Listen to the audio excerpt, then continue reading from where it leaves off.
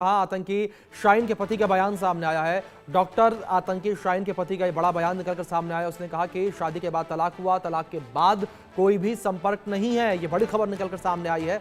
आतंकी शाहीन के पति जफर हयात का बयान सामने आया है। तलाक के बाद शाहीन से कोई संबंध नहीं है, जफर ने कहा। आतंकी शाहीन के पति जफर हयात का ये बयान सामने आया। तलाक के बाद शाहीन से कोई संबंध नहीं है। आतंकी शाहीन के पति जफर हयात का ये बड़ा बयान निकलकर सामने आया और उन्होंने बताया कि शादी के बाद तलाक हुआ, तलाक के बाद कोई भी संपर्क नहीं है। और जानकारी ये निकलकर सामने आई थी कि 2013 में जो है आतंकी शाहीन की जो है शादी हुई थी जफर के साथ और रिश्ते ठीक नहीं थे। इस वजह से 2015 में तलाक हो गया था। और अब जिस तरीके से पति का बयान सामने आया उसके अनुसार 2015 से कोई भी संपर्क नहीं है शाहीन से। ये बड़ी खबर निकलकर सामने आई है। हमारे सहयोगी जावेद लगातार बने हैं, उनका रुख करेंगे। जावेद, क्या जानकारियां फिलहाल मिल पा रही हैं शाहीन को लेकर? परिवार ने भी ये कहा था कि लंबे समय से शाहीन जो है वो संपर्क नहीं है, कोई भी बातचीत नहीं होती, हमें नहीं पता कि वो कहाँ रहती थी। देखिए अभिषेक, जब जिस वक्त जो है आपको ये जो एक्सक्लूसिव मिला था, अमोनियम नाइट्रेट मिला था अल्फला यूनिवर्सिटी के मैच कुछ दूरी पर ही डॉक्टर मुजम्मिल के उन किराए के मकानों पे जहां पे इसको रखा गया था, उसके बाद जब इंडिया न्यूज की टीम वहां पर पहुंची थी तो हमने जी खुद बिल्कुल। मौके पर जावेद मैं आ रहा हूं इस बीच। शाहीन के पति का क्या कुछ कहना है, एक बार वो अपने दर्शकों को सुनवाते हैं। तो इस वक्त हमारे साथ मौजूद हैं जेस्ट कमांडर के आरोपी डॉक्टर शाहीन के एक्स हस्बैंड डॉक्टर जफर हयात, जो कि केपीएम हॉस्पिटल में कार्यरत है। आइए उनसे बात करते हैं। हालांकि उनकी जो है तलाक हो चुकी है, उसके बावजूद भी आखिर 10 साल उनकी शादी चली है। तो इस बीच क्या हुआ? डॉक्टर साहब, सबसे पहले हमें ये बताएं कि किस ईयर में आपकी शादी हुई? 2003 नवंबर। अच्छा, तो शादी आपकी अरेंज मैरिज थी या लव मैरिज थी? अच्छा डॉक्टर साहब, ये बताइए, जब आपने शादी करी है तो उनका जो मैका था वो क्या बहुत ज़्यादा रिलीजियस था जहाँ से आपने करी है शादी? नॉर्मल जैसे नॉर्मल इंसान होते हैं उस तरह से सब लोग थे। अच्छा, कितना अरसा आपके साथ रही? मेरे साथ वही 2003 से 2012 में तो बताइए डिवोर्स हो गया। कितने बच्चे इस बीच आपके? 2 बच्चे। 2 बच्चे। डिवोर्स आपका जो था वैसे हुआ शरीयतन तौर पर? हाँ, तो किस वजह से डिवोर्स हो गया? हालांकि पूछना नहीं चाहिए वजह एग्जैक्ट देखिए, वजह मुझे भी आज तक नहीं क्लियर है कि क्यों हुआ है। और मैं उसको बहुत कोशिश की जानने की, लेकिन मेरे दिल ने कुछ नहीं कहा। मुझे समझ में नहीं आया कि क्यों गई वो, क्योंकि हम लोग कोई प्रॉब्लम थी ही नहीं। हम दोनों लोग सर्विस कर रहे थे, बच्चे थे, खुश थे, अच्छे पढ़ रहे थे, प्यारे बच्चे थे, आराम से हम लोग रह रहे थे। मेरे कॉलेज कैंपस पर रहते थे, अच्छी फ्रेंडशिप थी और हम लोग फंक्शंस वगैरह भी होते रहते हैं, घूमना फिरना सब कुछ होता था। बहुत प्यार मोहब्बत से रहे, कोई ऐसा कभी भी कोई बीच में हम लोग का ऐसा माहौल नहीं खराब हुआ। अच्छा, 10 साल जब आपके साथ वो रही हैं तो इस दौरान क्या आपको लगा, सर्विस भी रही है आपकी, उनकी भी और अभी भी है आपकी, तो क्या 10 साल के बीच में वो ऐसा लगा कि वो बहुत ज़्यादा धार्मिक है या बहुत ज़्यादा कुछ? हाँ, बहुत ज़्यादा हम लोग कोई भी नहीं। नहीं, जब 10 साल आप बीच में, तो शादी आपकी रही है ना, साथ में हाँ, रहे, तो उस दौरान आपको नहीं लगा कि आपकी वाइफ? देखिए, धार्मिक तो आज इंसान थोड़ा बहुत तो होता ही है, लेकिन थोड़ा बहुत से कुछ ज़्यादा नहीं। हम एकदम नॉर्मल इंसानों में से थे। आप मिडिल क्लास से पता कर सकते हैं। अब ऐसा कोई खास चीज़ नहीं। अब जब ये सब बातें जब आपके सामने आई हैं तब आप कैसा महसूस कर रहे हैं? और उन 10 सालों में जब आपके दरमियान 10 सालों के दरमियान वो साथ में रही आपके, तो उस दौरान उन्होंने कोई ऐसी ख्वाहिश जाहिर करी थी या कोई और ख्वाहिश जाहिर करी हो? कुछ बताएं। ये ख्वाहिश जाहिर जरूर की थी। हाँ, सिर्फ एक बार वो भी कि ऑस्ट्रेलिया और यूरोपियन कंट्रीज से बहुत सारी डिमांड्स आ रही हैं, हम लोगों की ऑफर्स आ रहे हैं, तो वहाँ चला जाए। क्वालिटी अच्छी है, वाला अच्छी है, बच्चे अच्छे से पढ़ेंगे, सब कुछ। तो मैंने उसको इनकार कर दिया। मतलब मैंने बहुत सही रिस्पॉन्स लिया। मैं यहाँ सब लोग हैं, हम लोग के रिलेशन सारे लोग हैं, पूरा खानदान, रिश्तेदार, नातेदार सब यहाँ पे हमारे। तो वहाँ जाने का क्या सेंस? हम दोनों लोग कमा रहे हैं, बढ़िया बच्चे हैं, सब कुछ है, कोई दिक्कत नहीं किसी तरह की। कोई हम लोग को पैसे की रिक्वायरमेंट तो थी नहीं, मतलब किसी तरह की कोई प्रॉब्लम नहीं थी। हिजाब वगैरह पहनती? ना, हिजाब वगैरह कुछ नहीं। कभी जब 10 साल जब मेरे घर जाती थी वो, मुझे जैसे गाँव का है ना, तब वो नकाब पहनती थी उस वक्त, क्योंकि वहाँ पे ससुराल थी। हाँ, वहाँ पे सब लोग पहनते थे, पुराने लोग थे, माँ बाप वो लोग पहनते थे, तो इसलिए तो अच्छा, नमाज वगैरह की पाँचों वक्त की पाबंद होगी। नमाज वगैरह का ऐसे इतना मतलब बहुत बहुत ज़्यादा पाबंदी के साथ तो नहीं हम लोग पढ़ पाते ना। ये ऐसा हम लोग जो कि ऐसा प्रोफेशन है, तो यहाँ बैठे हैं तो नमाज तो नहीं पढ़ सकते ना, जैसे ऑपरेशन कर रहे हैं तो नहीं पढ़ सकते, या अगर वो लेक्चर ले रहे हैं तो नहीं पढ़ सकते, लेकिन ये बीच में पढ़ लेते हैं, कज़ा एक वगैरह। दो वक्त की नमाज पढ़ लेते हैं। तो पाँचों अभी वक्त अभी नहीं हो पाती कोई है। आपको उनसे और वो मतलब वक्त फजर में तो नहीं हो पाती है। हाँ कुछ ऐसा महसूस हो रहा है उनसे कुछ, जी। जैसा ये सब बातें जो सामने आई हैं उनको लेकर, ये तो कुछ आपको महसूस हुआ अंदर से कुछ? मुझे क्यों महसूस होगा, मेरा कोई रिश्ता ही नहीं रख रहा है, कोई महसूस नहीं।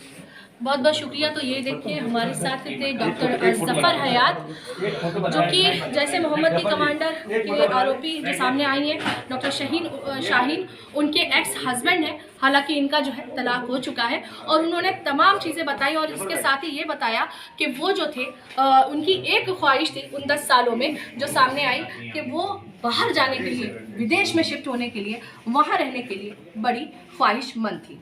कानपुर से इंडिया न्यूज़ के लिए ज़ेबा खान। सुना किस तरीके से यहाँ पर शाहीन के पति का ये बयान निकलकर सामने आया, बातचीत किस तरीके से निकलकर सामने आई है। हमारे सहयोगी जावेद लगातार बने हुए हैं, उनका रुख करेंगे। जावेद, जिस तरीके से हमारी सहयोगी ज़ेबा खान ने जो डॉक्टर आरोपी शाहीन है उसके पति से बातचीत की, उन्होंने कहा कि रिश्ता हमारा टूट गया, कोई संपर्क नहीं है, लेकिन एक गौर करने वाली बात ये उन्होंने कही कि जब तक करीब करीब 10 साल की शादी का जिक्र उन्होंने इस बातचीत में किया, लेकिन उन्होंने ये भी कहा कि इस 10 साल के दौरान कुछ भी मुझे ऐसा अलग देखने को नहीं मिला। देखिए अभिषेक, एक चीज जरूर आपने ध्यान दिया होगा कि जो शाहीन के पूर्व पति हैं जो हयात, उन्होंने ये कहा कि जो शाहीन है वो ज्यादा एम्बिशियस थी, मतलब उनको बहुत ज्यादा कुछ अच्छा करना था, कुछ बड़ा जी करना था। और एक चीज जी उन्होंने और भी कहा अपने इंटरव्यू के दौरान हमारे सहयोगी को, कि उन्हें खुद नहीं पता चल पाया कि आखिर 10 साल की इस शादी की लाइफ को, साल 2023 की शादी थी, उसके बाद आखिर ऐसा क्या हुआ कि वो उन्होंने तलाक ले लिया, जबकि 2 बच्चे थे। जी और ऐसे में दूसरी मैं आपको जानकारी दे दूं अभिषेक, जब वही मैं आपको जो बताना चाह रहा था कि जब हम ग्राउंड पे, जब एक्सक्लूसिव की इस स्टोरी पे जब हम लोग वहां पहुंचे थे, जब हमने जी वहां के कुछ छात्रों से ऑफ द रिकॉर्ड हमने बात किया, हमने चाहा कि वो कैमरे पे बात करें, लेकिन उन्होंने मना कर दिया। उन्होंने ऑफ रिकॉर्ड बताया कि शाहीन ने हाल फिलहाल में ही एक ब्रेजा गाड़ी खरीदी थी जिसको डॉक्टर मुजम्मिल इस्तेमाल कर रहा था, और डॉक्टर शाहीन जो है जो मुजम्मिल की बेहद करीबी जानकार थी। अब क्या इस तरीके से जो तमाम डॉक्टर्स का एक पूरा नेक्सस आ रहा है, क्योंकि उम्र के बारे में भी यही बताया गया था अभिषेक कि फ्राइडे तक, यानी कि पिछले शुक्रवार तक वो कैंपस में दिखा था और वो जी फैकल्टी था। छात्र भी ये कह रहे हैं कि आखिर उमर का जब तक ये चीजें तब तक साफ नहीं हो पाता, क्योंकि उसी शाम दिल्ली में ब्लास्ट की ये जो घटना सामने आई, और शाम तक की ये जानकारी थी कि खुद वहां के जो छात्र हैं वो चौंक गए कि आखिर उमर ऐसा क्यों किया और उमर का नाम क्यों आ रहा, वो वहां से फरार हो गया था। उमर के बारे में किसी अल्फला को कुछ नहीं पता था वहां के छात्रों को, लेकिन शाहीन के बारे में बताया गया कि शाहीन अपनी गाड़ी जो है कैंपस के अंदर ही पार्क करती थी, और वो ज्यादातर डॉक्टर मुजम्मिल जो कि पकड़ा गया है और उमर का करीबी है, वो उस गाड़ी को इस्तेमाल करता था। अब इसमें सबसे बड़ी बात यह है कि डीएनए टेस्ट के बाद, सैंपल आने के बाद ये साफ हो पाएगा कि जो मरे हुए लोग हैं उनमें से कौन उमर है, क्योंकि उमर के बारे में अभी जो एनआईए या जो भी जो दूसरी एजेंसीज हैं या दिल्ली पुलिस की बात करें, वो दोनों एंगल पे जांच कर रही है। क्या वो मर चुका है या फिर गाड़ी में उस वक्त उमर के अलावा कोई और था, उमर बाहर था, किस तरीके का एक पूरा मॉड्यूल था, इसमें किस तरीके से इस्तेमाल किया गया, ये तमाम चीजें। क्योंकि डॉक्टर उमर का जो आपको बता दें कि आई कार्ड जो सामने आया है, जो कल इंडिया न्यूज के पास एनआईए के टॉप सोर्सेज के हवाले से जो आई कार्ड आया था, जिसमें अल्फला लिखा हुआ है नीचे आई कार्ड में, एक तरफ अल्फला का जो वो मार्क है, इसके अलावा उसके पासपोर्ट और उसका वो मोबाइल नंबर, जिस मोबाइल नंबर को लेकर अब सेंट्रल एजेंसी तलाश कर रही है, उसके पूरे ट्रैक रिकॉर्ड को देख रही है अभिषेक। देखिए व्हाट्सएप ग्रुप का जिक्र आ रहा है, और ये शुरुआत में हमने भी, इंडिया न्यूज ने भी सबसे पहले यही खुलासा किया था कि ऐसे मॉड्यूल में आमतौर पर अब जो आतंकी या उनके स्लीपर सेल हैं या उनके हैंडलर्स हैं, वो सोशल मीडिया का सहारा लेते हैं, जिससे कि एजेंसी या स्टेट पुलिस, किसी भी भारतीय स्टेट पुलिस से वो बच सके और सोशल मीडिया के जरिए ही वो एक दूसरे से संपर्क करें। अब जिस तरीके से शाहीन सिद्दीकी के शाहिद के भाई परवेज को भी इस वक्त एनआईए पूछताछ कर रही है। इसके अलावा कुछ और डॉक्टर्स को हिरासत में लिया गया है। वो जो उमर और डॉक्टर मुजम्मिल के करीबी थे। इसमें एक पूरा नेक्सस है अभिषेक, जो कि कश्मीर से चल के उत्तर प्रदेश पहुंचा, उत्तर प्रदेश के बाद हरियाणा पहुंचा और हरियाणा के बाद उस मॉड्यूल को, जो कि सेंट्रल एजेंसी के सूत्रों के हवाले से, जो खुफिया एजेंसी है, उनकी जो रिपोर्ट को अगर हम माने तो उन्होंने जो इनिशियल प्राइमा फेसी में जो उन्होंने इन्वेस्टिगेशन किया, जो अपनी रिपोर्ट तैयार की, तो उसमें यही बताया कि ये जल्दबाजी वाला ब्लास्ट है, यानी कि इसको एक प्लान तरीके से एग्जीक्यूट करना था। अब कहीं ना कहीं जिस तरीके से गाड़ी में ब्लास्ट हुआ, कई ऐसे फुटेज सामने आ गए जिसमें उस गाड़ी के ब्लास्ट करने के जो है साफ एविडेंस देखे जा सकते हैं।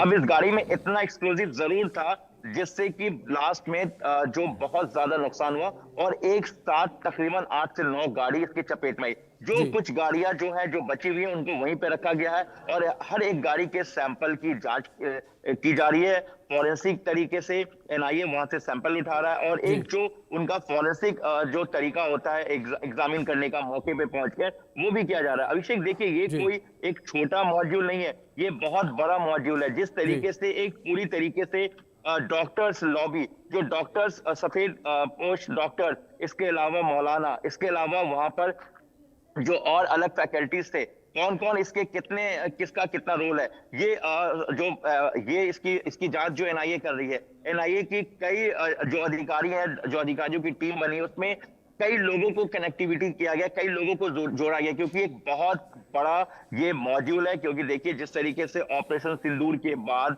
पाक ऑक्युपाइड कश्मीर में जिस तरीके से पहलगाम में जो आतंकियों ने जो बेकसूर लोगों को मारा था, इसमें 24 लोगों की जानें गई थी, उसके लिए ऑपरेशन सिंदूर को एग्जीक्यूट किया गया और पाक के 9 से 11 ठिकानों को पूरी तरीके से नेस्तनाबूद कर दिया गया। उसके बाद सेंट्रल एजेंसी ने ये जानकारी दी थी और इंडिया न्यूज ने इसे सबसे पहले खबर चलाया था कि भारतीय एजेंसियों के सूत्रों के हवाले से कि पाक ऑक्युपाइड कश्मीर में लश्कर ए तौबा, जैश ए मोहम्मद, हुर्रियत और कई ऐसे छोटे बड़े आतंकी संगठन जो जैश ए मोहम्मद और लश्कर ए तौबा को इंडिया में हैंडलर्स के तौर पर सपोर्ट कर रहे हैं, वो एक बार फिर से अपने आप को एक्टिवेट करना चाह रहे हैं। और पाक ऑक्युपाइड के कुछ ऐसे लोकेशन है जहां पर फिर से आतंकी बेस कैंप को एस्टैब्लिश किया जा रहा है। इसके साथ ही जो अजहर मसूद की जो बहन है और उसकी दूसरी जो उसमें आतंकियों जो अजहर मसूद का जो भाई उसमें मारा गया था, उसके जो रिश्तेदार है, उन महिलाओं को शामिल किया गया है। डॉक्टर शाहिदा शाहीन का जिस तरीके से कल ये जानकारी आई थी कि एक महिला विंग बनाया गया था टेरर मॉड्यूल को लेकर, जिसको वो यहाँ पर रिक्रूटमेंट का काम था और इसको लेकर भी एनआईए पूछताछ कर रही है। देखिए आईएसआई हो या फिर लश्कर ए तैयबा, जैश ए मोहम्मद, इंडियन मुजाहिदीन या फिर अल कायदा सब कॉन्टिनेंट जो कि इंडिया में इस मॉड्यूल है, या टीआरएफ की बात करें, द रेजिडेंट फ्रंट की, ये सब वो आतंकी संगठन है जो कहीं ना कहीं एक दूसरे से जुड़े हुए हैं। कश्मीर के जो है उमर की बात करें या कश्मीर के डॉक्टर मुजम्मिल की बात करें, डॉक्टर आदिल की बात करें या फिर डॉक्टर सज्जाद की बात करें, ये वो हैंडलर्स हैं जो जिन्होंने अल फलाह यूनिवर्सिटी को एक कैंप बनाया। अब देखिए सबसे बड़ी बात ये कि अल फलाह यूनिवर्सिटी में ये पढ़ा रहे थे, वहां पे फैकल्टी था, छात्रों ने भी कहा कि इन लोगों का करियर बहुत अच्छा था यूनिवर्सिटी में, लेकिन आखिर इन्हें कहीं ना कहीं रेडिकलाइज किया गया। जिस तरीके से अब तक 15 लोगों की इसमें गिरफ्तारी हो चुकी है। लेकिन ब्लास्ट को लेकर अभिषेक मैं बता दूं कि ब्लास्ट के बाद, यानी कि जो दिल्ली के लाल किला के गेट के पास जो ब्लास्ट हुआ है, उसमें अब तक किसी तरह की कोई गिरफ्तारी नहीं हुई है। लेकिन जो इस पूरे मॉड्यूल को लेकर अब तक जो सस्पेक्ट है, जो ये पूरा एक मॉड्यूल पकड़ा गया है, उसमें गिरफ्तारी लगातार हो रही है। लेकिन अब ये देखना है कि जो डीएनए सैंपल भेजा गया है, जिस तरीके से सारे मॉड्यूल की बात हो रही है, इसको लेकर एनआईए क्या खुलासा करता है। लेकिन सबसे बड़ी बात यह अभिषेक कि इसमें दिल्ली पुलिस की टेरर मॉड्यूल पे जो यूनिट काम करती है, दिल्ली पुलिस की स्पेशल सेल की, वो लगातार एनआईए को सपोर्ट कर रही है और एनआईए की कुछ टीमें इस वक्त अल-फलाह और अल-फलाह के अलावा फरीदाबाद के कुछ और स्पेसिफिक लोकेशन पर सर्च ऑपरेशन को अंजाम दे रहे, क्योंकि अभिषेक एक बहुत लंबा नेटवर्क और नेक्सस है। क्यों? क्योंकि कई डॉक्टर्स, उनके कनेक्टिविटी, उनके और कितने लोग, कौन कितना किससे जुड़ा हुआ है, क्योंकि डॉक्टर मुजम्मिल और उमर के अलावा, डॉक्टर शाहिद शाहीन के अलावा कुछ और लोग भी जो एक पूरा नेक्सस है, इसमें कितने कितने लोग हैं। क्योंकि देखिए गाड़ी को यहाँ पे लाया गया था और 3:19 पर पार की गई थी, उसके बाद 6:22 के आसपास गाड़ी को निकाला गया था। अब ये भी देखना है कि एनआईए ये भी जांच कर रही है दिल्ली पुलिस की कि क्या इस गाड़ी से क्या पहले भी रैकी हो चुका है, क्योंकि देखिए शुरुआत जी। में सलमान के बाद देवेंद्र, ओखला का, देवेंद्र के बाद बिल्कुल अंबाला, शाहिद, अंबाला जिस के तरीके बाद से आप लगातार ये जानकारियां दे रहे हैं टेरर मॉड्यूल को लेकर, इससे साफ तौर पर एक चीज तो समझ में आती है कि जो आतंकी हैं वो एक व्हाइट कॉलर टेरर मॉड्यूल बनाने की फिराक में थे, या यूं कहें कि उसमें ये सफल भी हुए थे ताकि किसी का शक उनके ऊपर ना जाए। फिलहाल बहुत शुक्रिया शाहिद जुड़ने के लिए और इन तमाम जानकारियों के लिए। वक्त ब्रेक का है, बने रहें इंडिया न्यूज के साथ।